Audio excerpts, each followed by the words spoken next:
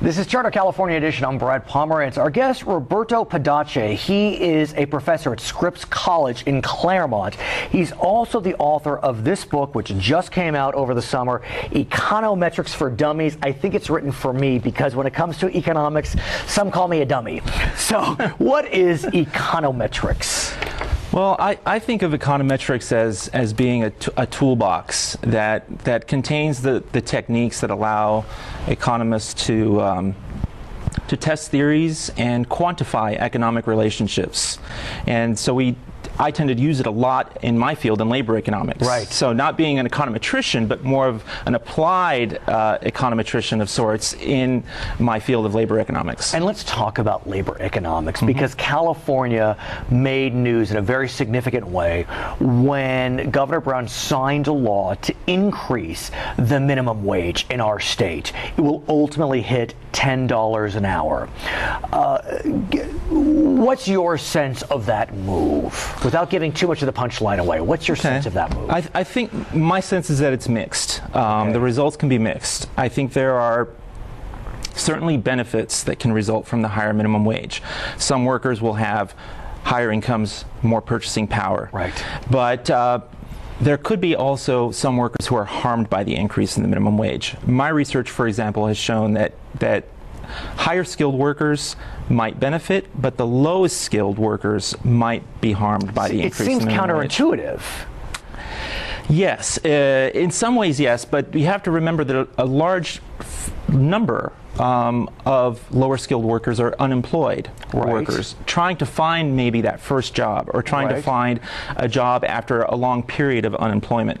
And for those workers, the higher minimum wage might mean increased obstacles in finding that job, because the higher wage now means that employers will become more diligent in hiring workers to justify that higher labor cost. Which I hear you, but here's the challenge on the flip side. LA Times recently issued an article which says, report says most fast food workers are on public aid.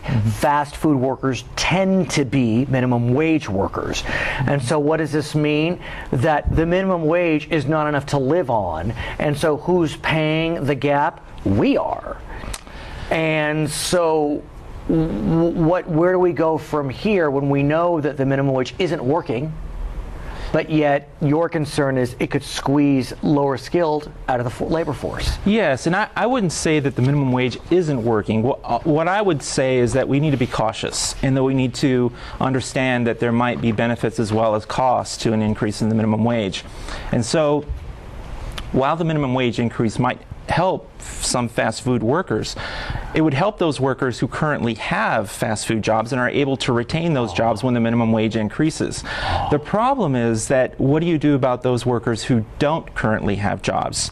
And what if the minimum wage happens to make it more difficult now to obtain a job after there's an increase? Is your sense that the fact that California is going at this alone, it will be, once the $10 level hits, be the highest minimum wage? Is it going to be a competitive disadvantage for our state, or competitive advantage? Well, I think some politicians have argued this, that California is already unfriendly to businesses, and that increasing the minimum wage makes it even less friendly to businesses. I wouldn't go that far. I mean, I think that there are also benefits to employers when the minimum wage goes up. Some studies, for example, have shown that turnover decreases when minimum wage goes up. And that's beneficial for employers because it helps them to retain the talent that they've trained and nurtured. So I don't see it as necessarily being a competitive disadvantage.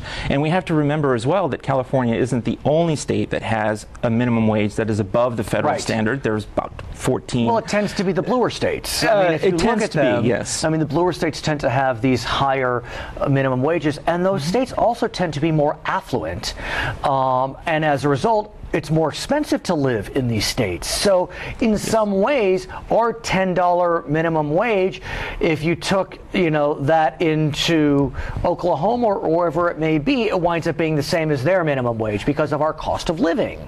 That's right. And in fact, if you look at minimum wage increases over time, you would actually see that the real value of the minimum wage is no higher today than it was in the mid-1960s. Or is it lower? Well, it's been lower. It's getting to a point where it's pretty close. We're at equilibrium. Yes, we're pretty close to where it was in the 60s. But what we had up until the 60s were increases in the minimum wage that not only kept up with inflation, but actually kept people, low-skilled workers, a little bit ahead of inflation. Interesting. But we're not there. But no, then we had serious declines. We had periods where inflation eroded away the value of the minimum wage, and also two very long periods, one in the 1980s, where the minimum wage stayed pegged at $3.35. I made that for a very long period. I remember that. And even though inflation wasn't extremely high in the 80s, it was enough to make a significant dent in the purchasing power of the minimum wage. Were you surprised that this bill was actually signed in the end? I was a bit surprised. I was surprised it passed. I was surprised it was signed. Not that I'm for or against it. I'm neutral, of course. I'm a journalist. But were you a bit surprised? Yes, in some sense I was. I was actually even more surprised by the margin by which it passed. Right. Almost 75 to 25%. Now, some folks say, as California goes, so goes the nation. And so do you believe that California is setting a trend whereby other states will start to increase their minimum wage, or dare I say, the federal government increases its minimum wage? Well, that's a difficult crystal ball to look into, but I think that I would say yes. If we look at what has happened historically, California has tended to remain with their minimum wage above the federal, and typically other states have followed with California. You're talking about states like Oregon, Washington, Connecticut, which are some of those are higher than us right now. Yes. But we're going to wind up being higher than them once this goes into full effect. That's true. There are several states, a handful of states actually, who have minimum wages that are currently above $8, which is our current minimum wage. Ours will increase to $9 initially, and then eventually in 2016 to $10.